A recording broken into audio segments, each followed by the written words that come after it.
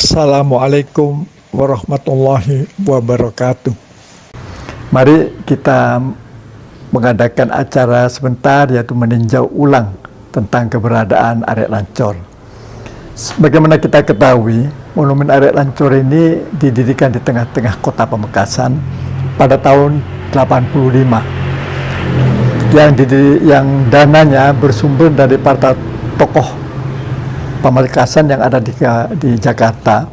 Beliau-beliau itu menghimpun dana dari para pengusaha di bawah koordinasi Bapak Rahmat Saleh, mantan Gubernur Bank Indonesia, yang tanda tangannya ada di uang kita tempoh hari. Kemudian membuat monumen di 4 kabupaten. Dimulai dari Bangkalan berupa replika perahu untuk menggambarkan bahwa para pejuang Madura ini kemudian membantu perjuangan ke Tuban.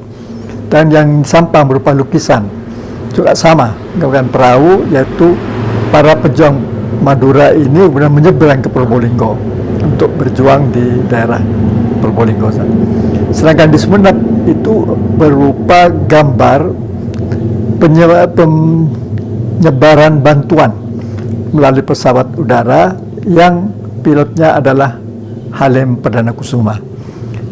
Beliau tokoh Madura yang jarang diketahui oleh orang Madura sendiri, karena namanya Halim Perdana Kusuma itu dikira bukan orang Madura.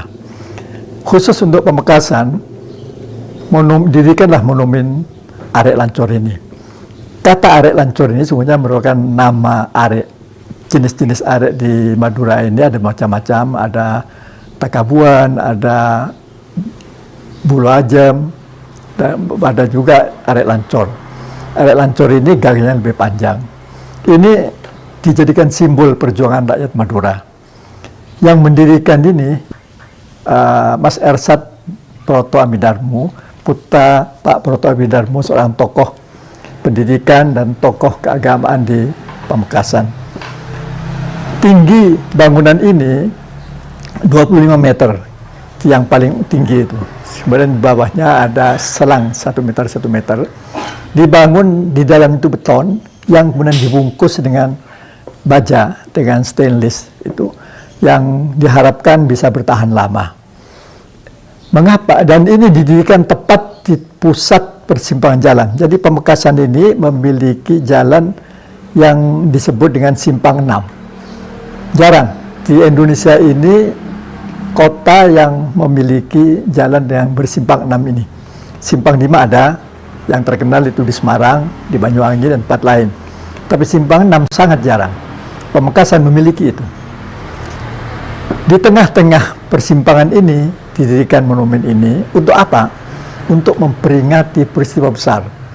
Ketika Belanda mau masuk lagi ke Indonesia, rakyat di mana-mana mengadakan perlawanan.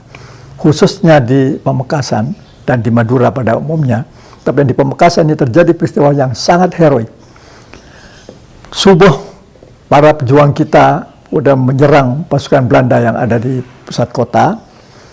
Mereka bersenjatakan apa adanya. Ada yang tombak, pedang, keris, dan juga yang menarik, telur ayam. Telur ini sudah dengan diberi kekuatan oleh para ulama.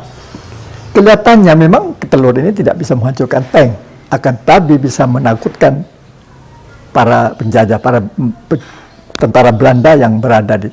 Dan betul, perjuangan luar biasa ini kemudian karena mereka bersenjata lengkap, senjata modern, maka berguguranlah wafat para syuhada dan pahlawan kita. Di tengah-tengah alun-alun, di tengah alun-alun kota ini, darah bergelimang. Jadi kalau di Bandung ada Bandung Lautan Api, maka di Pamekasan ada Pamekasan Lautan Darah. Banyak para pejuang syuhada kita yang wafat di situ. Kemudian kita berhasil mengusir Belanda sampai ke selatan, ke daerah Petemon. Kemudian beberapa jam kemudian sore mereka bisa berkonsolidasi dan masuk Bali. Sementara jenazah para pahlawan, para syuhada ini oleh Belanda kemudian diserok begitu saja, dimasukkan dalam sebuah lubang. Lubangnya itu ada di depan Masjid Jami. Dan di situ kemudian didirikan Taman Makam Pahlawan. Generasi muda kita banyak tidak tahu bahwa dulu di situ ada Taman Pahlawan, kemudian ada dua lagi, satunya di Desa Kelampar. Mengapa di Kelampar? Karena sudah Belanda balik lagi menyerang masuk kota, para pejuang kita mundur ke daerah Kelampar. Kemudian Belanda itu mengadakan menembak dengan tembakan dengan senjata jarak jauh, sehingga di sana banyak korban berjatuhan. Di sana juga ada Taman Pahlawan. Baru kemudian ketika Pak Bupati Pamekasan dipimpin oleh Pak Khaliluddin, kedua Taman Pahlawan itu disatukan di tempat yang sekarang di daerah Pangdekur itu. Itulah ceritanya mengapa monumen itu diletakkan di situ. Ini menggambarkan bahwa di tempat itu, di tempat ini, di depan Masjid Jami ini terjadi perang yang luar biasa. Kalau boleh disamakan, kira-kira sama dengan Jogja kembali. Jadi pasukan kita bisa menyerang Belanda sampai keluar kota, tapi kemudian mereka masuk kembali. Sama dengan situ. Jadi Pamekasan punya sejarah yang sama dengan Jogja. Peringatan ini wajib kita ingat. Jadi generasi muda wajib tahu tentang peristiwa bahwa rakyat Madura, khususnya ada Pamekasan, betul-betul mengadakan perlawanan yang penuh heroisme. Yang harus kita aturkan, jiwa heroisme ini harus kita aturkan kepada generasi muda.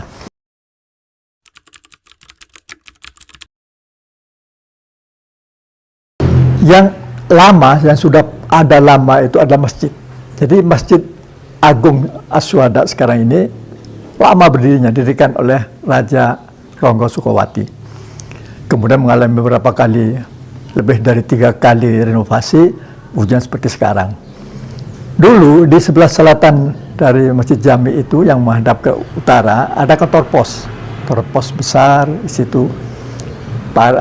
Pos itu sedang berjaya dan banyak kalau pensiunan duduk di pendoponya.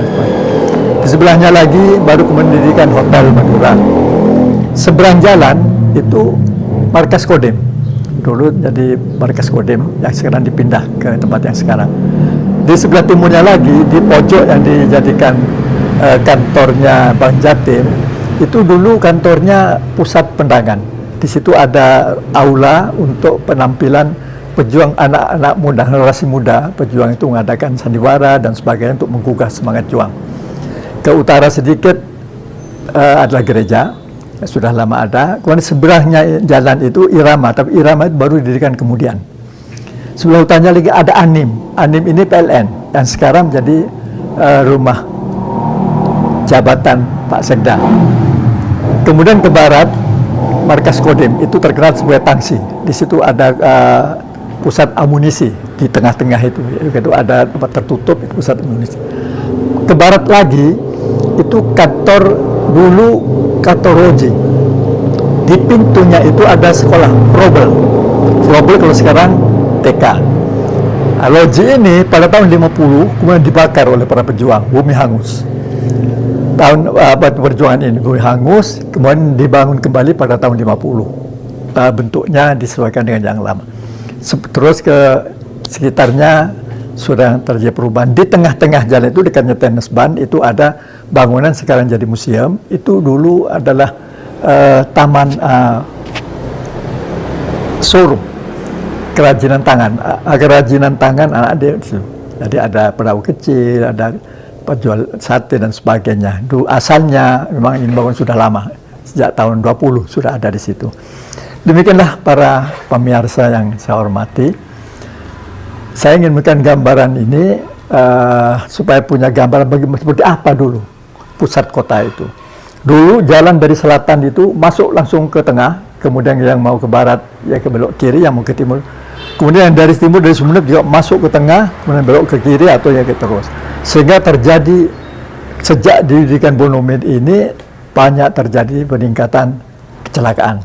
Pak Kapolres minta pada Pemda supaya dari kemudian kali itu lalu ditutup jalan-jalan itu, tapi ditutup buka tutup istilahnya. Ketika diperlukan, seperti misalnya kalau ada kunjungan presiden, karena presiden itu jalan tidak boleh bolak-balik seperti itu, belok-belok, jadi harus itu dibuka. Sehingga sekarang apa yang kita lihat seperti ini betul-betul indah sekarang, dan mudah-mudahan indahnya alun-alun ini menggambarkan betapa indahnya masyarakat Pamekasan. Senyampang kita sebentar lagi akan meringati hari jadi Pamekasan, izinkan saya, baik atas nama pribadi maupun atas nama pimpinan institusi, menyampaikan ucapan selamat hari jadi ke-490. Semoga Pamekasan menjadi Pamekasan yang hebat, Pamekasan yang raca, pecera, dan parcuka. Mudah-mudahan Allah berikan ridhonya, dan mudah-mudahan Pamekasan itu menjadi Pamekasan yang hebat. Billahi taufiq wal hidayah. Assalamualaikum warahmatullahi wabarakatuh.